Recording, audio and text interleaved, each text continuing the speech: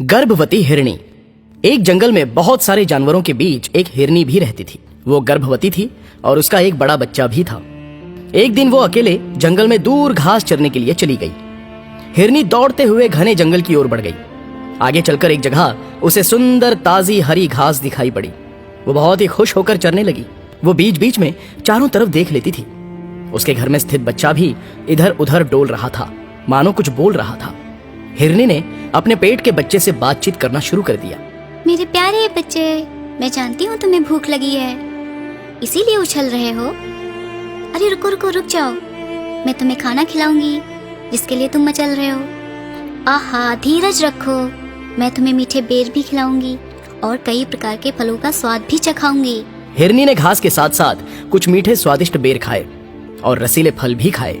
उसे बड़ा मजा आ रहा था और साथ साथ उसे अपने बड़े बच्चे की भी याद आ रही थी। जंगल में खतरे के आभास से ही वो उसे अपने साथ नहीं लेकर आई थी।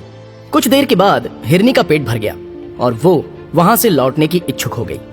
इतने में अचानक उसके सामने एक खतरनाक शिकारी आ गया। शिकारी के हाथ में धनुष बाण देखकर हिरनी का कलेजा कांप गया। हिरनी बोली, हे शिकारी, रुक जाओ, पहले मेरी बात तो सुनो, उसके बाद जो तुम्हें उचित लगे वही करना। देखो, मैं गर्भवती हूँ, एक बच्चा मेरे पेट में पल रहा है और दूसरा बच्चा दूर जंगल में मेरा इंतजार कर रहा है। मेरे बच्चों पे दया करो, तुम्हारे भी बच्चे होंगे, तुम भी उनसे बहुत प्यार करते होगे जितना मैं अपने बच्चों से करती हूँ। मुझे मारोगे, मेरे साथ मेरे अजन्मे बच्चे की भी हत्या हो जाएगी और एक बच्चे के सर से उसकी माँ का साया हमेशा के लिए उठ जाएगा। हिरनी की बात सुनकर शिकारी का विचार बदल गया। उसने धनुष पर चढ़ा हुआ बाण हटा लिया। शिकारी बोला, हे हिरनी, तुम्हारी बात सुनकर मेरा मन भर आया है। अब मैं तुम्हें नहीं मारूंगा। इससे पहले कि मेरा मन बदल जाए तुम यहाँ से चली जाओ। हिरनी बोली, शिकारी, आपने मुझे प्राण दान दिया, इस बात के लिए मैं बहुत आभारी हूँ। हिरनी वहाँ से आगे बढ़ गई। इसी बीच एक दूसरे शिकारी ने उसका रास्ता रोक लिया।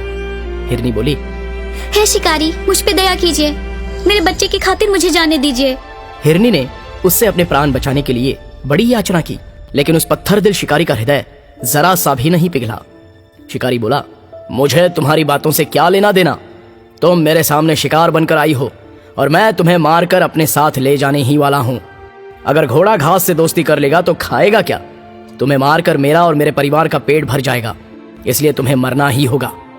हिरनी बोली, ठीक है, यदि तुम मुझे मारना ही चाहते हो तो मैं इसके लिए तैयार हूँ, लेकिन मुझ पर कृपा करके मुझे थोड़ी देर के लिए घर जाने दो। मैं अपने परिवार से मिलकर वापस आ जाऊंगी, तब तुम मुझे मार के खा लेना।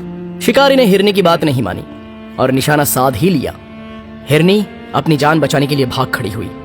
हिरनी को तीर लग गया, लेकिन वो रुकी नहीं, भागती रही। निर्दयी शिकारी उसके पीछे दौड़ रहा था।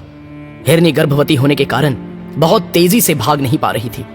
शिकारी ने निशाना साध कर तीर चलाया और तीर हिरनी के शरीर में लग गया। वो फिर भी भागती चली गई और काफी आगे तक निकल गई। शिकारी भी दौड़ता हुआ चला जा रहा था, लेकिन हिरनी उसकी आंखों से ओझल हो चुकी थी। शिकारी के सामने अचानक एक शेर आ गया और उसने उस शिकारी पर आक्रमण कर दिया। शेर ने शिकारी की जीवन लीला समाप्त कर दी। हिरनी अपने परिवार के पास पहुंच गई। उसका बच्चा बड़ी बेसब्री से उसका इंतजार कर रहा था। हिरनी का बच्चा बोला, माँ, ये तीर तुम्हें किसने मारा है? हिरनी बोली, एक निर्दयी शिकारी ने। बेटा, मुझे बहुत चक्कर आ रहा है। एक बंदर ने झट से आकर तीर निकाल लिया और वहां पर कुछ जंगली लाभदायक जड़ी बूटी लगा दी। हिरनी अपने बच्चे के पास चली आई। हिरनी बोली, बेटा, तुमने कुछ खाया? हिरनी का बच्चा बोला, हाँ हाँ माँ, खाया ना, बहुत कुछ खाया। बंदर मामा के साथ सचमुच बहुत बड़ा मजा आया। हिरनी बोली, बंदर भैया, मेरी सखी को बुलाओ, मेरे पेट में बड़ी पीड़ा हो रही है। बंदर ने दूसरी हिरनी को, जो इस हिरनी की सखी थी, उसे बुला लिया। वो हिरनी को धीरे से साथ लेकर झाड़ी के दूसरी तरफ चली गई। हिरनी बोली, सखी, मेरे प्राण अब नहीं बचेंगे, मैं इस बच्चे को जन्म देने वाली हूँ। मेरा तुमसे निवेदन है कि इन दोनों बच्चों का हमेशा ख्याल रखना। सखी हिरनी बोली, तुम्हें कुछ नहीं होगा, तुम्हारे बच्चों का मैं पूरा ख्याल रखूंगी, अपने बच्चों की तरह पालूंगी। हिरनी ने कुछ ही पलों बाद एक प्यारी सी बच्ची को जन्म दिया और हमेशा हमेशा के लिए दुनिया को अलविदा कह दिया। हिरनी की सखी और बंदर दोनों की आंखें नम हो गईं। हिरनी का बड़ा बच्चा भी बहुत दुखी हो गया। उसे ऐसा लगा कि उसकी माँ दर्द के कारण सो गई है। बहुत सारे जानवर वहां पर आ गए थे। हिरन का बड़ा बच्चा फिर से अपनी माँ के पास पहुंच गया। हिरनी का बड़ा बच्चा बोला, माँ उठो, देखो बहुत सारे काका काकी हमसे मिलने आए हैं, हमारी छोटी गुड़िया को देखने आए हैं। तुम नींद भगाओ माँ और इन सबका स्वागत करो। देखो छोटी गुड़िया भूखी है, उसे दूध पिलाना है। माँ तुम कुछ बोलती क्यों नहीं हो? क्या मेरी किसी गलती से तुम नाराज हो गई हो? बंदर मामा आप ही माँ को समझाइए ना। बंदर बोला, बेटा अब उन्हें सोने दो, वो बहुत जाग चुकी थी। तुम यहाँ आ जाओ, देखो तुम्हारी छोटी गुड़िया तुम्हें बुला रही है। हिरनी की सहेली उस छोटी सी हिरनी बच्ची को दूध पिलाने लगी। बड़े बच्चे को भी अपने पास बुला लिया। अब एक मौसी ने माँ की जगह ले ली थी।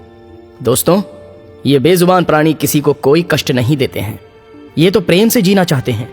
इन्हें भी हमारी तरह जीने का हक है, खाने पीने घूमने टहलने का हक है, और हमारी ही तरह खुश रहने का भी हक है। इनकी हत्या करना सबसे बड़ा महापाप है।